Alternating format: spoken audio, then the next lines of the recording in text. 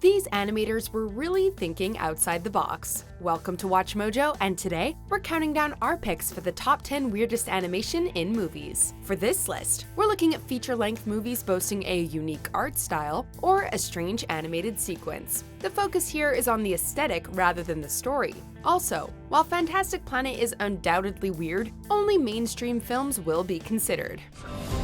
The women of Marwyn protect me. You are safe. Number 10. Toccata and Fugue in D minor, Fantasia. Welcome to the weird world of Disney. Consisting of a series of shorts set to classical compositions performed by the Philadelphia Orchestra, Fantasia was unlike anything Disney had previously attempted.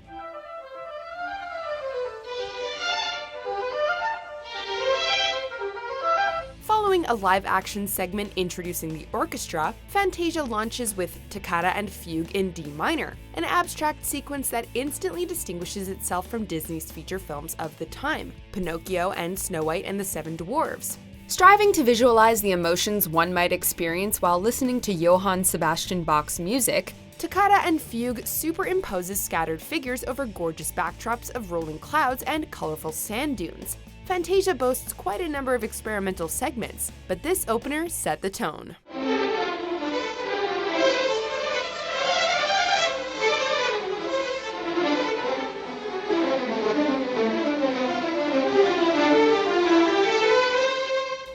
Number 9. The Origin of O-Ren, Kill Bill Volume 1. The only animated segment in an otherwise live-action double feature, O-Ren's tragic backstory is explored in the form of an anime.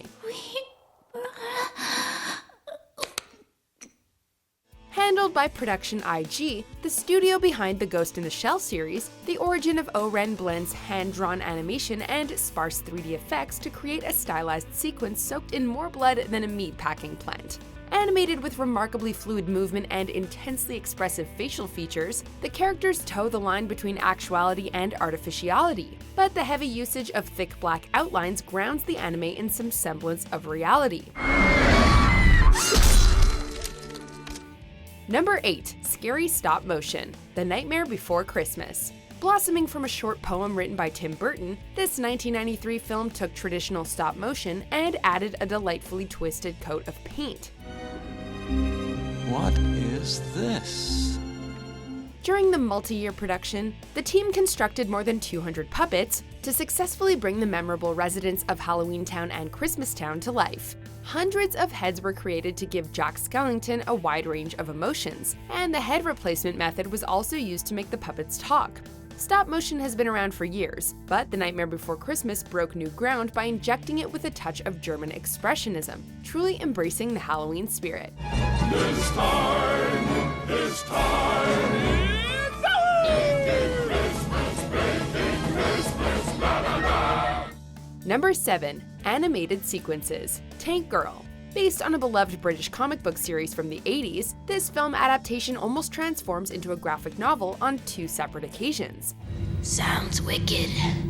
Lacking the budget to recreate the crazy set pieces in a live-action context, Tank Girl relied on animation for the film's more explosive moments. Dialing up the insanity to 11, Tank Girl was obviously trying to replicate the comic book's art style, but the energetic pacing and overabundance of expressions have to be seen to be believed.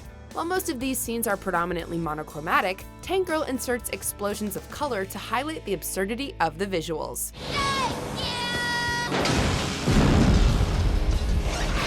Number 6. Muscle-Bound Mickey and Mallory, Natural-Born Killers.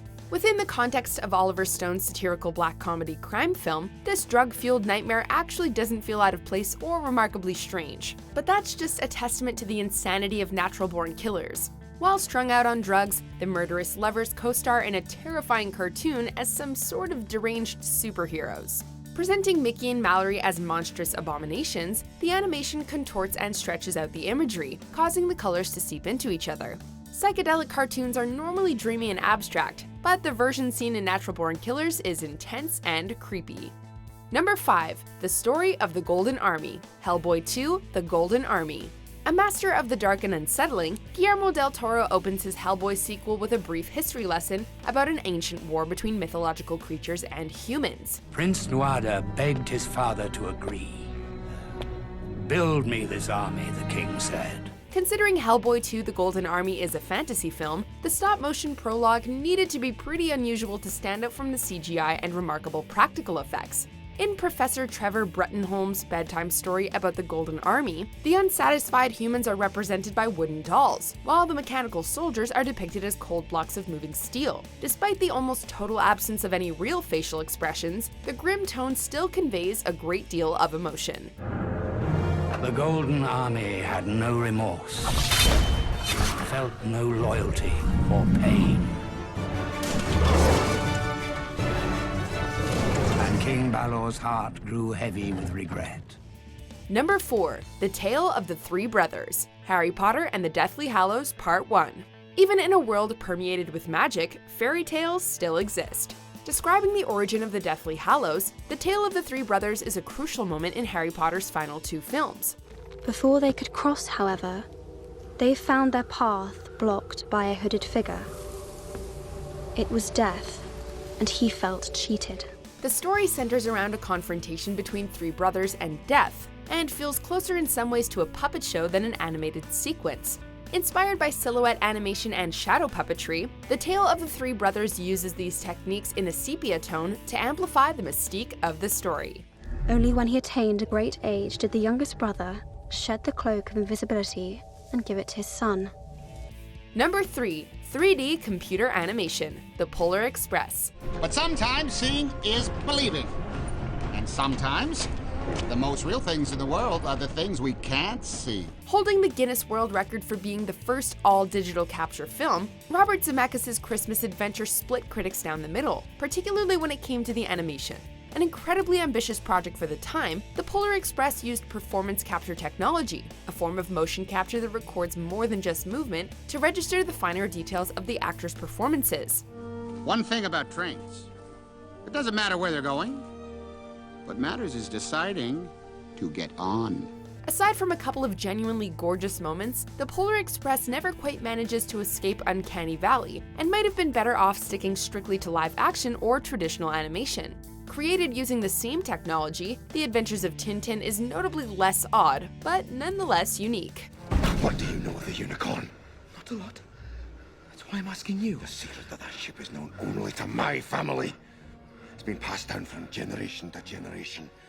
My granddaddy himself, with his dying breath, told me the tale. Number 2. Trippy Rotoscope, A Scanner Darkly. Why do you say it's an 18-speed when it only has 9 gears? Huh? What? Yeah. 6 right here, 3 at the other end of the chain. 6 plus 3 equals 9. It's a 9-speed bike. Dating back to 1915, rotoscoping refers to a technique where animators trace over objects in a frame to create realistic action. Based on a novel by Philip K. Dick, A Scanner Darkly adopted a modernized form of rotoscope to create a familiar but alien aesthetic that suited the plot's themes of paranoia and lucidity. Shot as a normal live-action film, the frames were then animated over by an editing program called Rotoshop. Another Richard Linklater film, 2001's Waking Life was created using the same practice, but A Scanner Darkly arguably perfected the formula.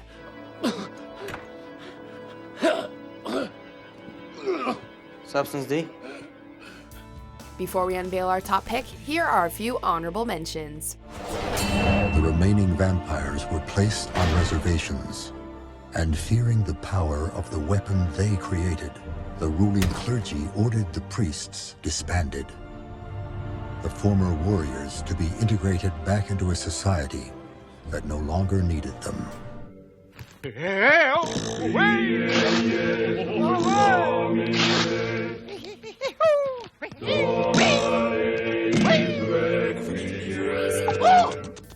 Not quite at the end yet. Almost there though. Just be sure to subscribe to our channel and ring the bell to be notified about our latest videos. Alright, back to business. Number 1. Psychedelic Artwork, Yellow Submarine. All you need is love. All you need is love. Released during the age of flower power and starring an animated version of the biggest band in the world, this cartoon somehow manages to be family-friendly and utterly bonkers. Hey, there's a Cyclops. Can't be, he's got 2 eyes. One must be a Bicyclops. Yellow Submarine's psychedelic style can mostly be credited to the use of limited animation, a technique that minimizes the number of unique frames in a shot. Depending on the song being showcased, Yellow Submarine morphs the visuals to better match the soundtrack, but the animation still comes together surprisingly well. Crude and showing little concern for logic, Yellow Submarine embodies the weirdest parts of Beatlemania. Lucy in the sky with diamonds. Lucy in the sky with diamonds. Do you agree with our picks? Check out this other recent clip from WatchMojo, and be sure to subscribe and ring the bell to be notified about our latest videos.